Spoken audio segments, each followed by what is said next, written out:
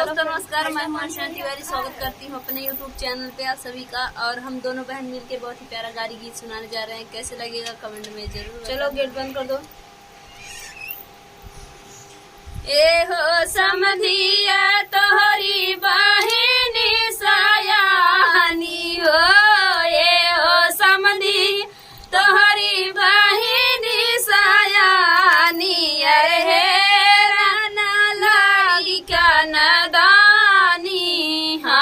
सीताराम से बजो यारे हेरान लाड़ी का नदानी।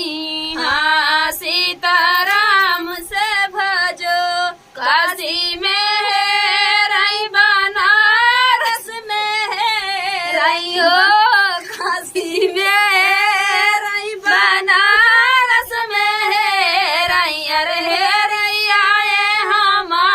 दुआरी हाँ सीताराम से भजो यारे रैया हमारी दुआरी।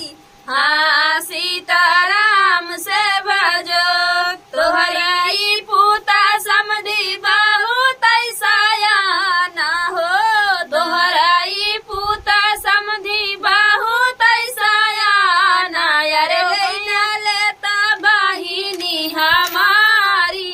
हाँ सीताराम से भजो यारे लैना लेता बहिन हमारी। हाँ सीताराम से भजो। ए हो अगुआ तोहरी बहिनी सयानी हो, ए हो अगुआ तोहरी बहिनी सयानी। अरे हाँ सीताराम से भजो यारे हेरान लाड़ी का नादानी। हाँ सीताराम से भजो, काशी में है रई बनारस में है रई हो, काशी में है रई बनारस में है रई। अरे रैया हमारी दुआरी। हाँ सीताराम से भजो यारे रैया हमारी दुआरी।